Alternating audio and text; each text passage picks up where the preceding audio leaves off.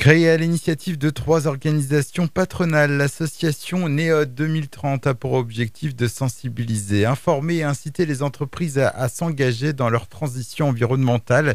Le 28 novembre dernier, NEOD 2030 a organisé une journée de sensibilisation sur la commune de La Hague, dédiée à la mise en place d'actions concrètes pour accompagner les TPE et PME du territoire dans leur transition écologique et énergétique. Écoutez Xavier Prévost, il est le président de l'association NEOD 2030. Donc, NEOD, c'est une association, ça veut dire Normandie Entreprise Objectif Développement Durable 2030. Ça a été créé à l'initiative des organisations patronales, donc l'UDP, le MEDEF et la CPME.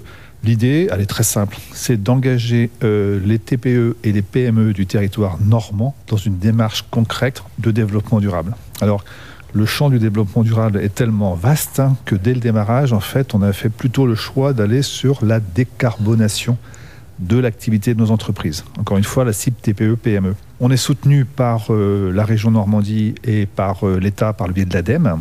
Et notre travail consiste à pouvoir donc animer en partenariat avec des grandes entreprises locales et les collectivités locales, les EPCI, de pouvoir dans les territoires initier, informer, sensibiliser, mais aussi mettre le pied à l'étrier de certaines entreprises dans cette démarche de décarbonation. Donc ici, on a fait le choix avec Orano, qui est quand même l'entreprise majeure du territoire, et puis l'agglomération du Cotentin, d'inviter les entreprises, alors partenaires ou pas d'Orano, mais en tout cas les entreprises du territoire, à cette manifestation, dans l'idée effectivement que celles qui ne sont pas encore complètement sensibilisées ou celles qui n'ont pas encore créé de démarche, eh bien sachent comment elles peuvent faire, avec qui elles peuvent le faire.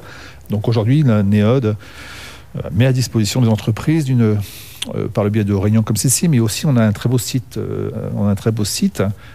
qui permet justement d'informer, de sensibiliser les TPE et les PME, mais aussi au-delà de ça, de leur dire quels outils, avec quels moyens elles peuvent entrer dans les démarches. On va lister un certain nombre d'actions possibles, par exemple la mobilité propre. On va leur dire quels sont les acteurs du territoire qui peuvent les accompagner ou les aider vers cette mobilité propre. Et souvent, ce qu'on fait également, c'est qu'on met une capsule de témoignage d'une entreprise qui a déjà fait et qui explique ce qu'elle a fait, pourquoi elle a fait, comment elle l'a fait, mais encore mieux, quels résultats ça peut donner dans l'entreprise, au-delà de la démarche développement durable, qu'est-ce que ça peut donner comme résultat.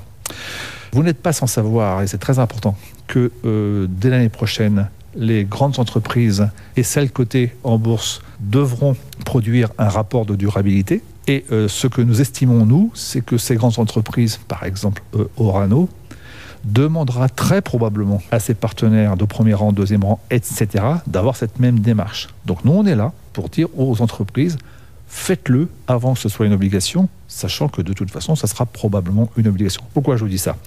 C'est parce qu'au-delà de ce que je viens de vous dire, on est en train de mettre en œuvre sur le territoire normand un outil, un logiciel, par le biais d'une plateforme numérique, qui s'appelle Evolup, qui permet aux entreprises du territoire qui s'engagent dans cette démarche-là, effectivement, en fin d'année, de pouvoir avoir un rapport de durabilité. Ce rapport, il sera transmissible, bien sûr, à leurs clients, bien sûr, à leurs donneurs d'ordre, mais aussi à leurs partenaires financiers, mais aussi à leurs collaborateurs. Et au-delà d'avoir un rapport de durabilité, de vraiment concrètement pouvoir s'ancrer dans une démarche, dans une stratégie de décarbonation, développement durable et plus largement RSE.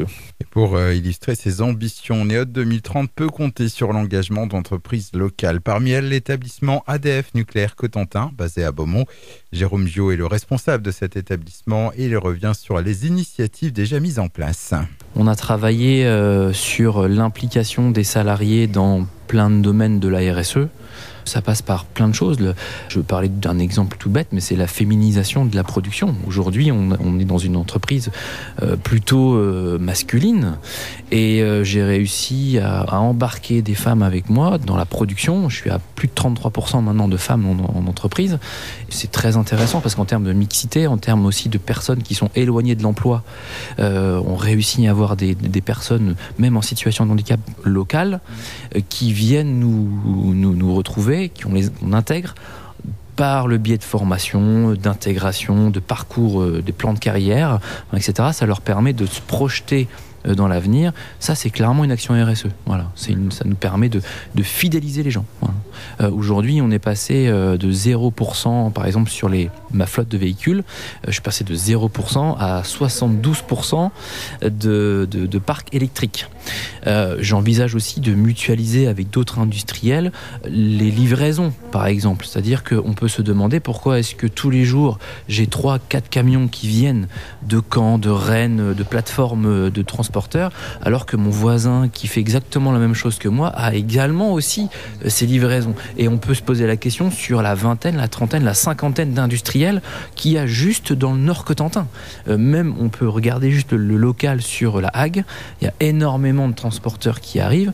On peut peut-être se poser la question d'une mutualisation. Donc ça, on est en train d'y réfléchir, mais on peut aller plus loin dans cette démarche-là, oui. Il faut se poser les bonnes questions, et la décarbonation, ça peut être aussi des pistes d'économie.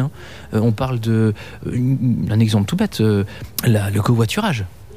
Le covoiturage, c'est quelque chose de facile à mettre en œuvre. Quand on a une personne avec une voiture, en plus diesel ou essence, qui fait Cherbourg-La Hague, ou Cherbourg-Beaumont-Hague, ou Cherbourg-Digulleville, ou même un peu plus loin parfois, on peut imaginer que dans cette voiture, il y ait 2, 3, 4 personnes. Donc ça permet de gagner de l'argent et d'avoir un impact très positif sur l'empreinte carbone.